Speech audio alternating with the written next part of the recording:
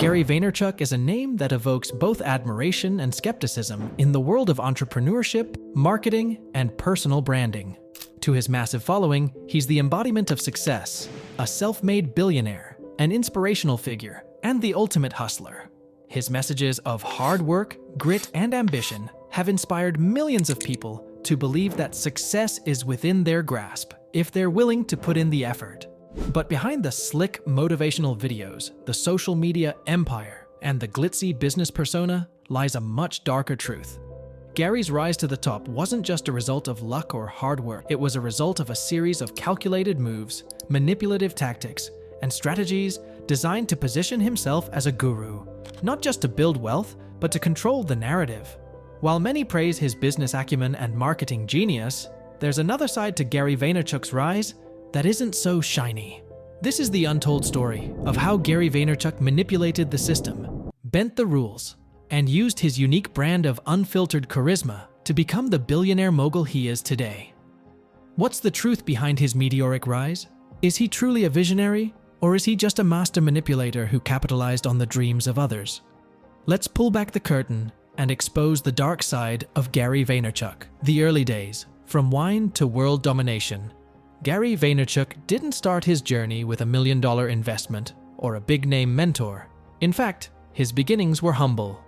Born in the Soviet Union and raised in the United States, Gary's family wasn't wealthy.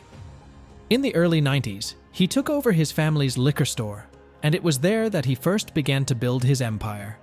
By leveraging early e-commerce and social media, before most people even knew what those terms meant, Gary turned his father's small wine shop into a multi-million-dollar business. The turning point? Wine Library TV. Gary started creating content around wine reviews, offering his expertise to an audience that was hungry for a fresh perspective.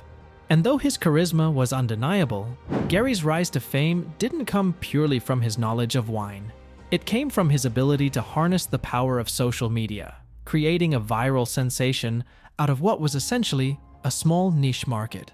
His success with Wine Library TV laid the foundation for the empire he would later build, but it also marked the beginning of a more manipulative side to Gary's brand building. The brand of Gary Vee: hustle, hustle, hustle. From the very start, Gary Vaynerchuk's brand was built around one concept: hustle.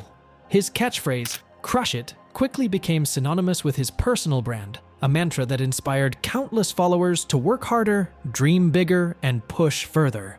He portrayed himself as the quintessential entrepreneur, self-made, relentless, and always grinding. But there was something more insidious at play. Gary's brand wasn't just about hustle. It was about creating the illusion of hustle that would drive people to buy into his products, services, and courses. By promoting the idea of constant work and self-improvement, Gary sold an unrealistic expectation of what success truly looks like. For the millions of people who follow him, Gary presented himself as the ultimate role model, a man who made it by working 18 hours a day, 7 days a week. But what his followers didn't see was the carefully curated image that was being sold and the tactics behind how it was marketed. Gary's hustle philosophy became more than just a lifestyle. It became a marketing strategy. And here lies the first dark side of his empire. He leveraged the very ethos of hard work and self-discipline to create an empire that was built on the backs of people's insecurities, those who were desperately trying to make it, and believed that Gary's workaholic philosophy was the key to success. The meme-worthy hustle culture he cultivated only served to funnel more attention and money towards him. VaynerMedia, the agency that played the game. Gary's next big move came in the form of VaynerMedia, a full-service advertising agency that he co-founded in 2009. While his public persona continued to skyrocket, VaynerMedia quickly grew into a multi-million-dollar agency, working with Fortune 500 companies, celebrities, and even athletes. The key to its success? Gary's brilliant marketing strategy, one that used his personal brand as a selling point for the agency. Gary positioned himself as the ultimate thought leader in the world of digital marketing and branding. But VaynerMedia's rapid expansion wasn't built on pure innovation. Instead, it was a result of Gary's ability to manipulate the perception of his business. He didn't just rely on traditional marketing strategies, He used his fame to create a narrative that attracted big-name clients looking for the next big thing.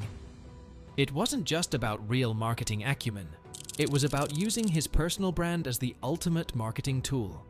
Gary had turned himself into a self-fulfilling prophecy, a person who could sell his vision, his hustle, and his agency, all while blurring the lines between marketing and personal branding. And this is where the dark side of Gary's empire begins to show itself. VaynerMedia's rapid growth wasn't simply a byproduct of hard work or innovative thinking. It was a result of Gary's ability to manipulate perceptions, bend rules, and create a massive following that believed he was a visionary. While many entrepreneurs were out there working their own businesses, Gary turned his personal story into the ultimate product, and in the process, he sold the illusion that anyone could do the same. The controversial $1 billion venture. Does Gary own his empire? As Gary's wealth and influence continued to grow, so did the controversy surrounding the legitimacy of his empire. One of the most questioned aspects of Gary's success is his ownership of his empire. Gary often speaks about his entrepreneurial journey and his self-made status, but many critics argue that much of his success is built on taking advantage of others, whether it's followers, employees, or investors. Take, for example, his ventures like VaynerX and VaynerMedia, which have consistently made headlines for their unconventional business practices and often questionable ethics. Gary built VaynerMedia by using his name and brand as its primary selling point, leading many to argue that the company's success has been driven more by perception and self-promotion than actual business innovation. Gary has even gone so far as to boast about taking equity in startups for exposure, which has led some to question how he manipulates early-stage companies into giving him equity in exchange for the glamour of working with him. It's easy to dismiss these critiques as jealousy or competition. After all, Gary's story is that of a man who worked tirelessly to climb the ladder, and his advice resonates with millions of people who believe that success can be replicated. But the truth is that Gary's empire has relied heavily on manipulating perception rather than creating tangible value for others. While he may be undeniably successful, the question remains, how much of that success is due to his ability to manipulate the system and create a carefully constructed brand? The hypocrisy, hiding the dark truth behind the guru image. Perhaps the darkest side of Gary Vaynerchuk's rise is the hypocrisy that lies beneath the surface. While Gary preaches hustle, work-life balance seems to be an afterthought. He's built his empire on the idea that everyone should be grinding, all day, every day, with no exceptions. Yet, what he doesn't talk about is how his business has benefited from using his followers as a means to an end. Gary's personal brand thrives on this grind culture, the constant push to hustle, work harder, and never stop. But what he fails to acknowledge is that this philosophy often leads to burnout for his followers, many of whom sacrifice their own well-being in hopes of achieving the success Gary promises. The pressure to constantly hustle is intense, and for those who aren't able to keep up, the feeling of failure can be devastating. Gary might be able to pull it off. He has wealth, a large team, and a personal brand that keeps him in the spotlight. But for most people, the dream is not sustainable. Furthermore, while Gary tells his followers to buy the books, invest in yourself, and go all in, he continues to profit from their hopes and dreams. His books, his courses, his speaking engagements all contribute to his wealth while perpetuating the message that success is just around the corner if you work hard enough. But for many, success never comes, leaving them stuck in a cycle of endless hustle without the results to show for it. The legacy, a billion-dollar brand, or just another marketing scheme. Gary Vaynerchuk has undoubtedly created a billion-dollar empire. His ability to manipulate the system, exploit social media, and market himself as the ultimate success story has turned him into a household name.